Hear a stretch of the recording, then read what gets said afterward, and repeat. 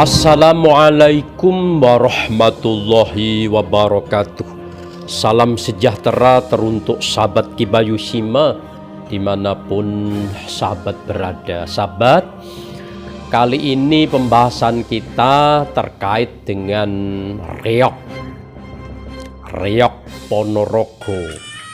Dalam jagongan budaya yang diinisiasi oleh Lesbumi cabang Nahdlatul Ulama Kabupaten Ponorogo, reog ini sempat ditanyakan oleh Lesbumi Madiun, yang benar itu reog atau reog, pakai y atau tanpa pakai y.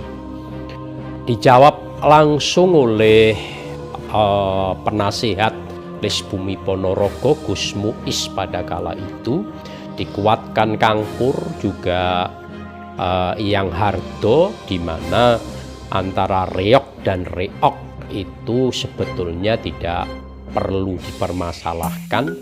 Namun ketika reog ini, kata-kata reog ini menjadi salah satu ikon yang berada di Kabupaten Ponorogo pada masa Bupati Markum Singodimedjo, di mana reog itu dimaknai dengan resik, indah, G-nya itu O-nya itu omber dan G-nya itu girang, gemirang.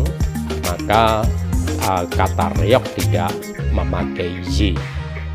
Resik, indah, omber, girang, gemirang.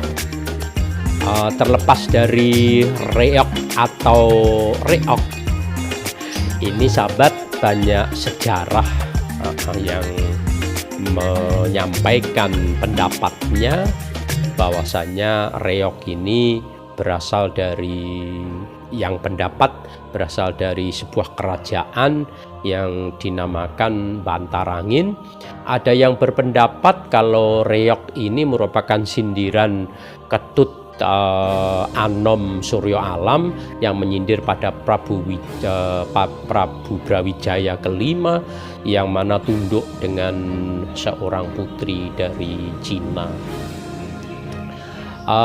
Terlepas dari itu merupakan sindiran dari Suryo Alam kepada Brawijaya, ataupun itu dari peristiwa kerajaan Bantarangin yang ada di Ponorogo yang dulu terkenal dengan Wengker, Ki Bayu tidak terlalu mempermasalahkan.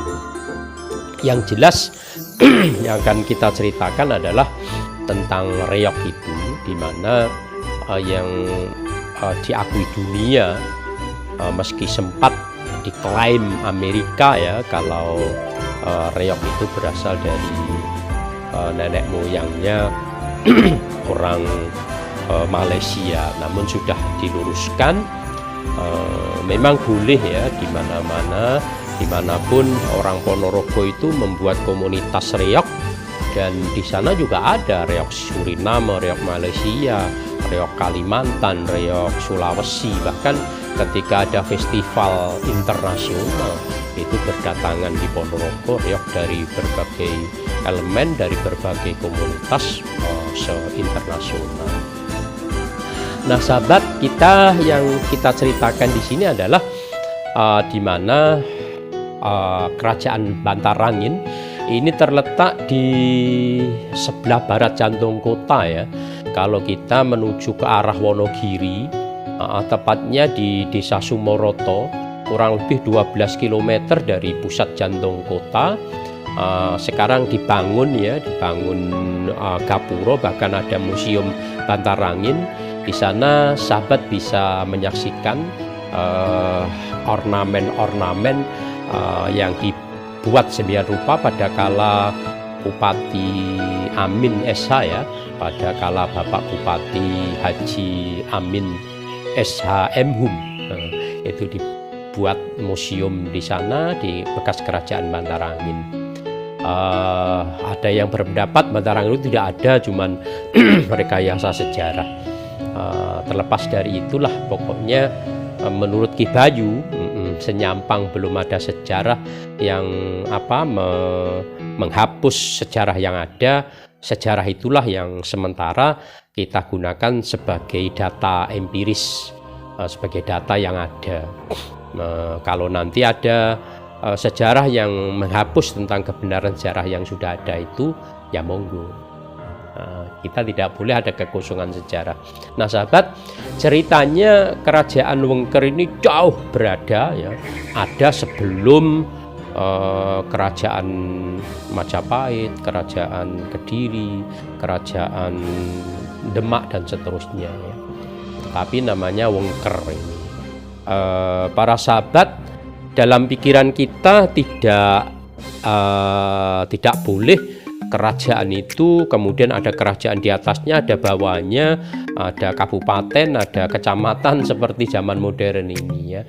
Pada kala itu pokoknya siapa yang sakti bisa menguasai daerah itu tidak tertandingi, itu bisa mengangkat dirinya raja, wakilnya patih.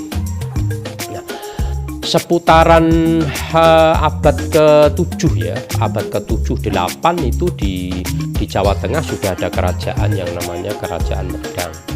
Nah, di Ponorogo yang sekarang ini juga berdiri kerajaan, namanya Kerajaan Wengker ya, Kerajaan Wengker.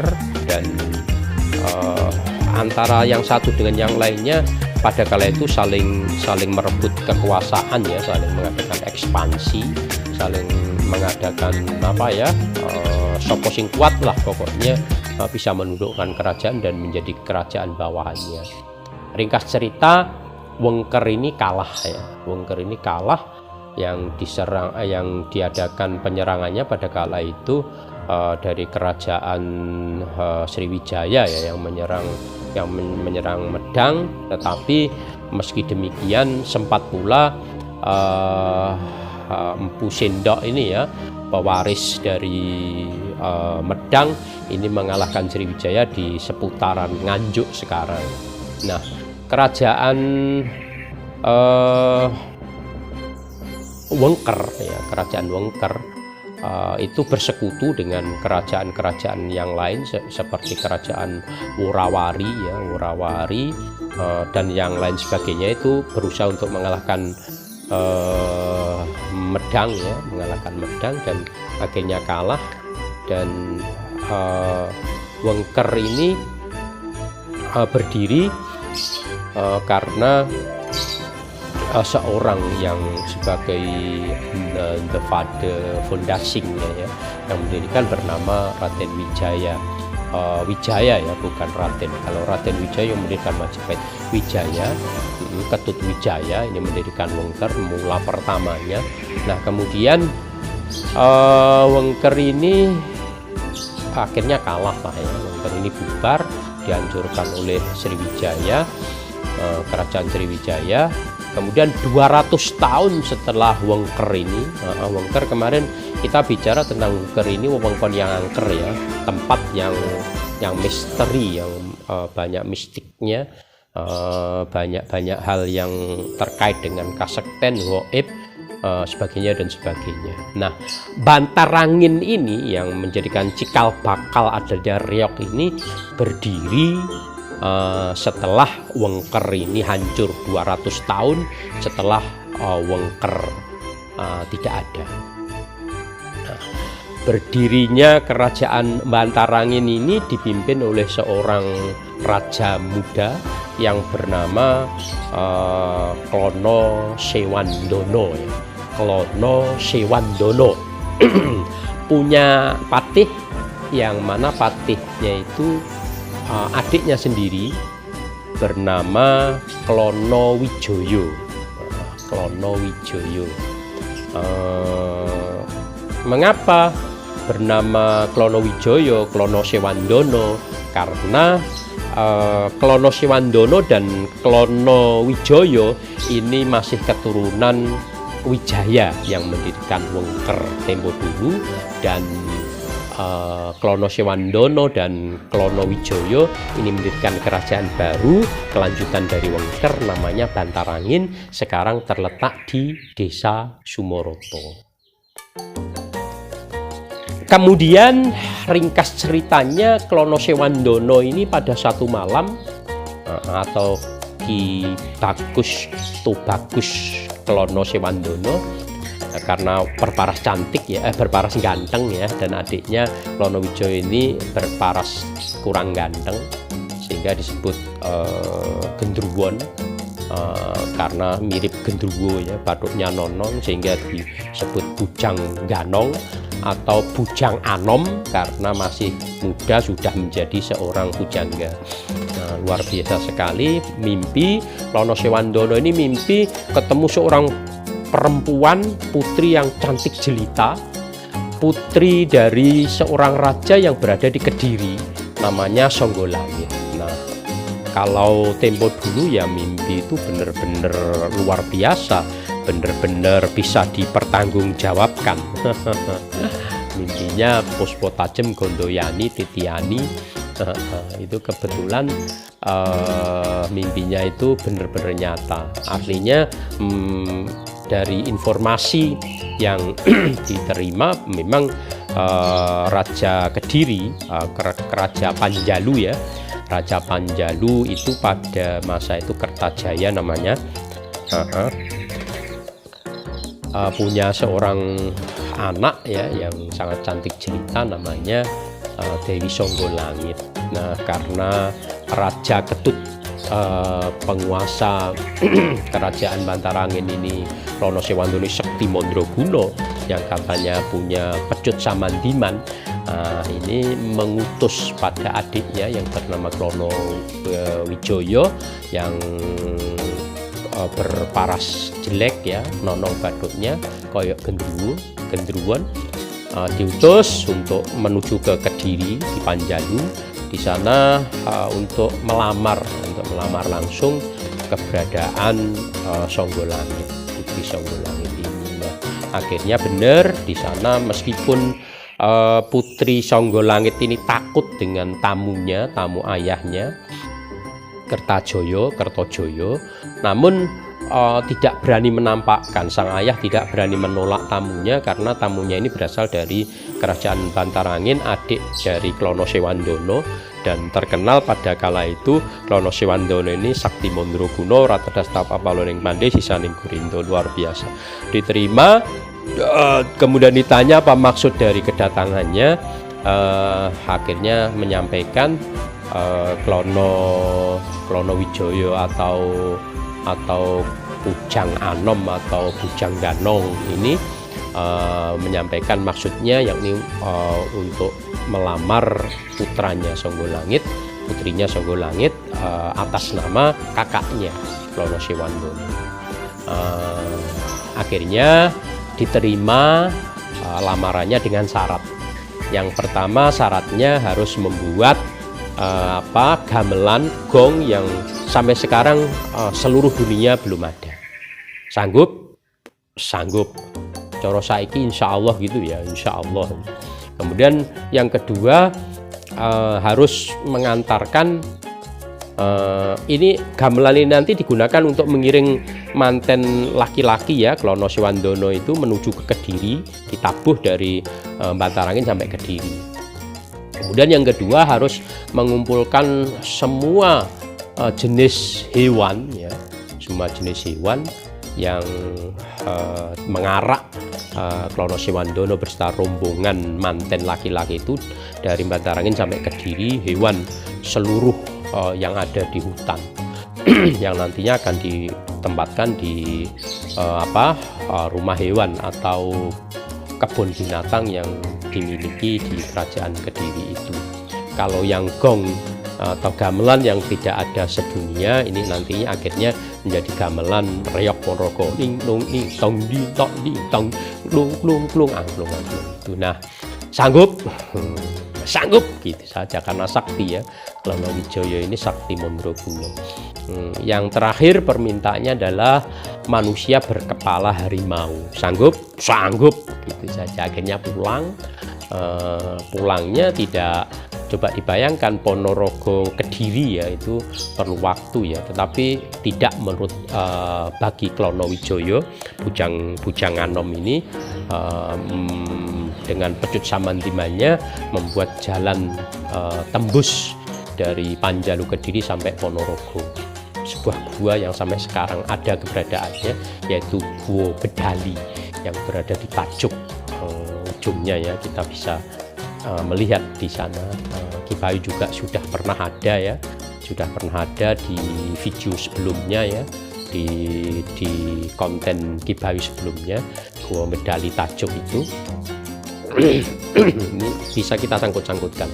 Nah setelah itu sampailah ke kakaknya menyampaikan diterima lamaran kakak Koko Prabu dengan syarat ini dan ini. Pada kala itu Klono Sewangdono marah luar biasa, dojo bang mawingo-wingo idepnya seterusnya dan seterusnya, itu marah, tetapi dihalau oleh adiknya, jangan marah kak, ini saya sanggup untuk mewujudkan permintaan Raja Kediri. Bener toh dek, apa yang diminta? Akhirnya Klono Wijaya ini, Bujang Anom ini mengumpulkan hewan yang ada di hutan. Dengan kesaktiannya dikumpulkan di alun-alun Bantarangin, terkumpul diikat, kemudian gamelannya ada bambu dipotong dibuat angklung yang sekarang jadi angklung itu, kemudian ada lagi seruling ya dari bambu pula yang sekarang menjadi trompet itu. Ada beberapa besi yang dibuat menjadi kenong dan ketuk, ada kayu yang dilubangi, kemudian ditempeli kulit itu sekarang menjadi kendang. Ada kempul yang lebih besar lagi, kalau dipukul neng nong neng gung neng nong neng gung tan tak tan tung dung. Nah itu yang menciptakan adalah Klono Wijaya, luar biasa ya. Kita hadiah Fatihah ya, beliau berdua. Alaihima al-Fatihah. A'udzubillahi minasyaitonirrajim. Bismillahirrahmanirrahim. Rabbil alamin. Arrahmanirrahim. Maliki yaumiddin. Iyyaka na'budu wa iyyaka nasta'in. Shiratal ladzina an'amta 'alaihim ghairil maghdubi 'alaihim waladdallin. Amin.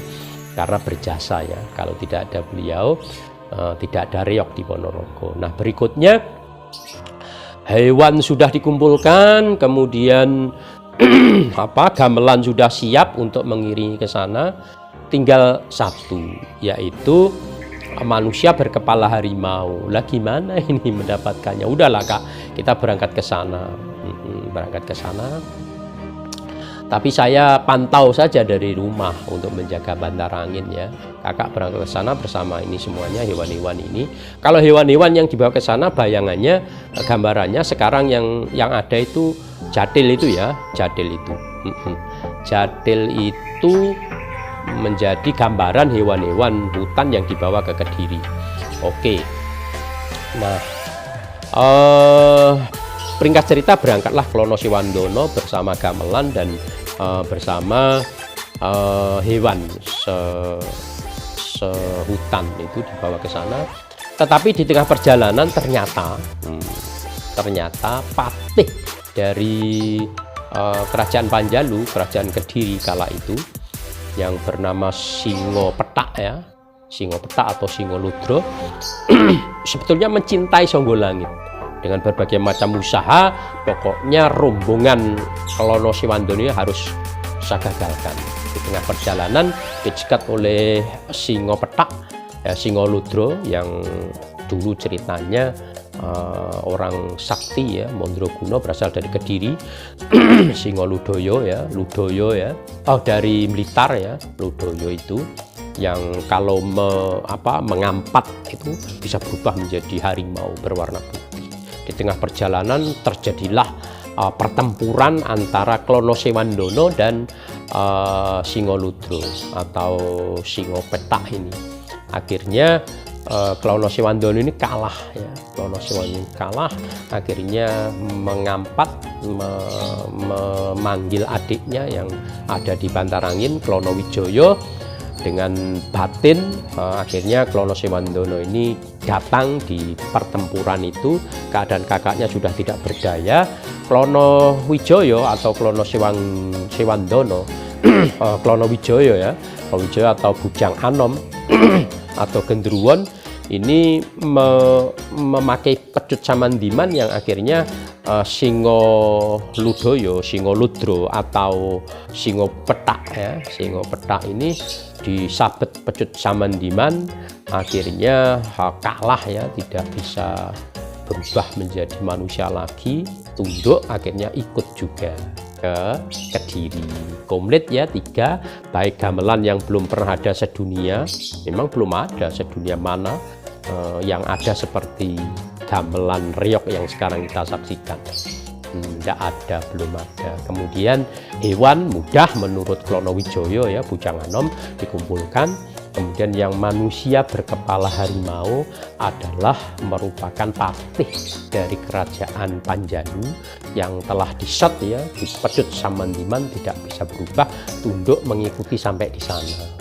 Nah, ringkas cerita, tidak serta-merta diterima oleh Kertojoyo pada kala itu, harus menanti di alun-alun ya, harus menanti di alun-alun. Sementara yang bisa masuk yang bisa masuk ke kerajaan Kediri pada kala itu cuman Klono Sewandana beserta beberapa petinggi kerajaan Bantarangin. Selanjutnya, ketika Klono Sewandana dan beberapa petinggi kerajaan Bantarangin ini masuk ke kerajaan Kediri untuk mengaturkan permintaan persyaratan untuk melamar Dewi Songgolangit, itu gamelan yang ada di alun-alun itu ditabuh ya, nah pada saat itu gamelan ditabuh, masyarakat Kediri pada kala itu, wah apa ini, sama-sama berduyun-duyun menyaksikan di alun-alun Kediri. Dan Singo Petak ya, Singo Petak patih dari kerajaan Kediri itu sendiri yang sudah dikalahkan oleh Klonowijoyo, itu menari otomatis menari yang sekarang setelah gamelan dibunyikan reognya menari. Nah, yang merak itu ya, merak itu adalah ingon-ingone atau peliharaan, hewan peliharaan Singo Petak. Nah, karena bosnya, tuannya itu menari, maka merak ini, burung merak ini juga ikut menari sampai naik ke kepalanya, dan sekarang digambarkan menjadi dadak merak itu. Luar biasa ya, menari, dan disaksikan pula oleh Kertajaya, Kertojoyo ya, tapake Songgolangit itu. Luar biasa, semua persyaratan sudah dipenuhi, manusia berkepala harimau, ada gamelan yang belum ada di dunia, dan hewan yang ada di hutan telah dibawa, akhirnya diterima. Tetapi setelah diterima, maka Songgolangit dicari, di kamarnya tidak ada, diserahkan ke Klono Sewandana untuk mencari di mana keberadaan Songgolangit. Putri Songgolangit dicari bersama dengan Punggawa Kediri, akhirnya ditemukanlah Songgolangit ini di gua ya, di gua yang tadi dibuat oleh Klonowijoyo, tembus antara Kediri sampai antara Kediri sampai Bantarangin. Nah, bersembunyi di situ, dan ditemukanlah Songgolangit itu dalam keadaan sudah tidak bernyawa, alias bunuh diri. Mungkin menurut Songgolangit, adike wae rupane kaya ngene, terus kakaknya kayak apa? Menurut Songgolangit mungkin seperti itu. Nah, tidak tahunya kalau Klono Sewandana itu berparas tampan, kalau Klonowijoyo adiknya berparas seperti itu. Nah, makanya ya jangan buru-buru mengambil kesimpulan. Karena Klono Sewandana itu tahu Songgolangit itu mati bunuh diri dengan kerisnya sendiri, akhirnya bersumpahlah Klono Sewandana untuk tidak mau menikah selamanya. Lebih baik senang dengan anak-anak laki-laki yang ganteng yang kemudian dinamakan gemblaan. Maka itulah penyebab awal dari gemblaan yang sempat ada tradisi gemblaan ini di Ponorogo ya. Seorang warok punya gemblak, itu masa-masa tahun 80-an ya, 80-an masih Kibayu pun juga menyaksikan ada gemblaan, ada undulan. Seorang warok tidak punya gemblaan, ramacem lah ya. Seperti itu. Raja Rojo Klono Sewandono ini disebut pula dengan Tubagus ya. Bagus karena punya wajah yang tampan. Ini keberadaannya sehingga Pejo Samandiman, Klono Sewandono, Bujang Ganong, Bujang Anom, ada Jatil, ada Singo Petak, ada Singo Ludoyo, ada Reok, ada Merak, ada Jatil yang merupakan gambaran hewan. Kalau Jatil itu pada masa-masa awal dulu ya, masa-masa tempo dulu itu setahu Kibayu yang menjadi Jatil itu laki-laki ya, laki-laki. Karena kemajuan zaman menuruti apa yang ada di zaman sekarang, Jatil-Jatil itu lebih didominasi ke cewek ya, ke perempuan.